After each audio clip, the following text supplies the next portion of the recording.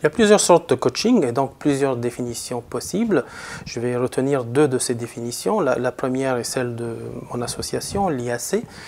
Le coaching est un processus de co-création que, lorsque bien maîtrisé par le coach, permet au coaché d'atteindre efficacement la situation désirée et de croître en tant qu'individu sur un chemin de croissance. La deuxième définition est plutôt une définition pour le coaching d'entreprise. Et le coaching d'entreprise est un processus d'accompagnement systémique qui permet au coaché d'atteindre sa performance et son bien-être. Le coaché est lui-même sur un processus de croissance, il est à la recherche de solutions, donc il a un niveau de motivation suffisant. Et le coach maîtrise un certain nombre de techniques et de méthodes et de théories qui sont celles de la communication, du changement, de l'apprentissage des adultes et de la systémie. Donc il y a 4 composantes qui doivent être présentes dans le coaching. La première composante, on a vu, c'est qu'il faut qu'il y ait connaissance de soi, il faut qu'il y ait performance ou résultat.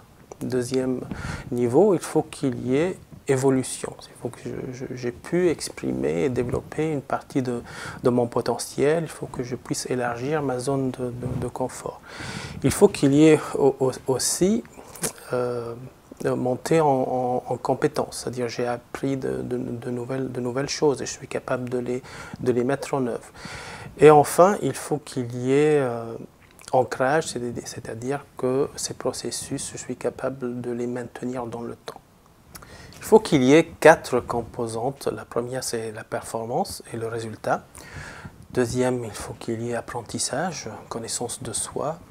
Troisièmement, il faut qu'il y ait évolution, utilisation de potentiel, élargissement de la zone de confort. Et quatrièmement, il faut qu'il y ait bien-être, parce que tout ça doit se faire dans l'écologie du coaching. Donc le coaching va être soit individuel, soit collectif, c'est meilleur marché, soit un coaching entre pairs.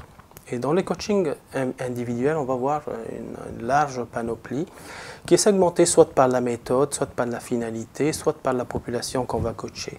Ainsi, on va avoir du coaching de vie, on va avoir du coaching de dirigeant, on va avoir du coaching de transition, on va avoir du coaching soit par la PNL, soit par la systémique, soit par la psychologie positive, soit par la gestalt ou autre. Ou alors on va avoir des coachings orientés solutions ou des coachings appréciatifs ou des coachings de développement.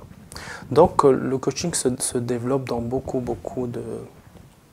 d'industries et pas uniquement comme profession. Donc on peut le voir aussi pratiqué par des managers, pratiqué par des analystes financiers, pratiqué par des avocats, par des journalistes, etc. etc.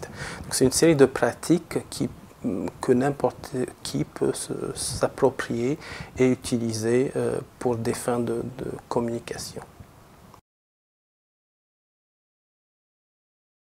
Un coaché va faire appel à un coach pour apprendre, pour évoluer, pour se réaliser, pour développer ses capacités et ses compétences, pour dépasser un blocage et pour évoluer sur un chemin de croissance. Je vais vous lire ce que Thomas Leonard disait, qui est un des pères du coaching. Un coach, c'est votre partenaire pour atteindre des résultats personnels et professionnels, votre champion durant les périodes de transition, votre entraîneur en communication interpersonnelle, votre caisse de résonance quand vous prenez des décisions difficiles, votre motivation quand il faut passer à l'action, votre soutien inconditionnel quand vous êtes atteint, votre mentor en développement personnel, votre phare durant les tempêtes, votre réveil matin quand vous n'entendez pas le vôtre, votre partenaire pour obtenir ce qui vous importe vraiment. Les processus de coaching sont simples. À partir d'une situation donnée dans laquelle se trouve le coaché, on va fixer la situation désirée ou la vision cible. Nous allons ensuite fixer les indicateurs de réussite, comment on va savoir que nous sommes arrivés à destination. On va ensuite s'engager dans un processus à 4 étapes. La première étape va être celle de l'alliance entre le coach et le coaché autour du contrat de coaching, autour des objectifs, autour des règles du jeu. Et dans cette phase-là, nous allons commencer à faire un travail de connaissance de soi, un travail identitaire. La deuxième phase va être une phase où on va se concentrer sur la compréhension de la demande et la compréhension du besoin et sur l'écart qui existe entre la situation actuelle et la situation désirée. La phase 3, c'est la phase itérative du coaching.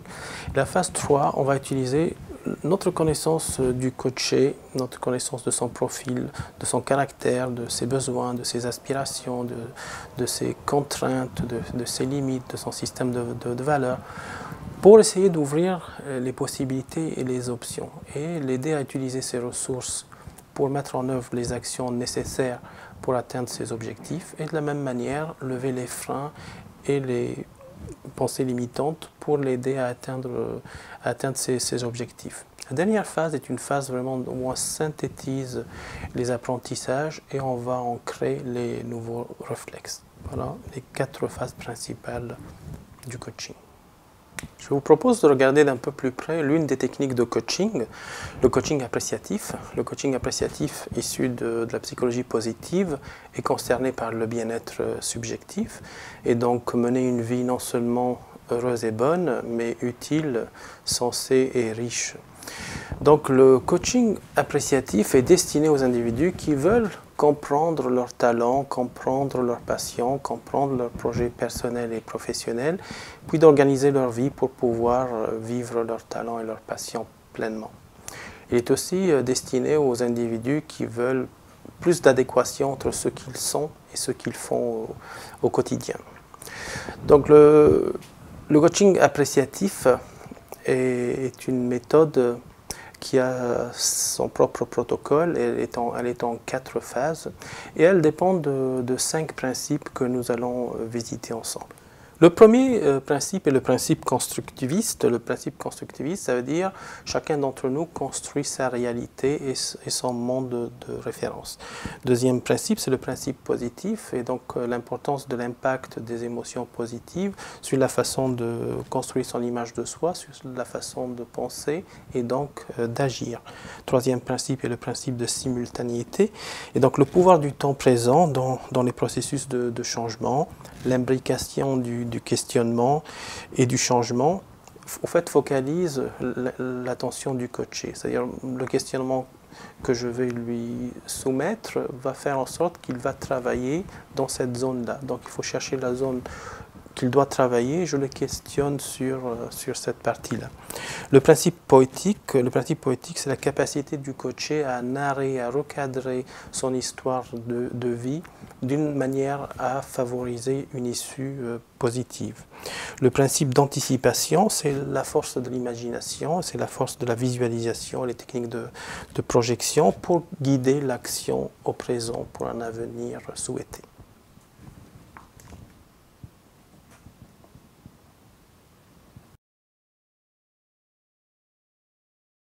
Le déroulement d'un coaching type coaching appréciatif va se dérouler de la manière suivante. Il y aura une première rencontre dite de motivation pour essayer de bien cerner l'état de motivation et bien comprendre la demande de l'individu et se rendre compte s'il est coachable, oui ou non. La deuxième phase est une phase où il va passer en ligne le test VIA pour connaître ses forces.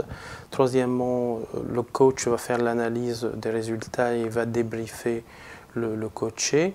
Le coaché ensuite aura un travail de préparation d'une demi-journée.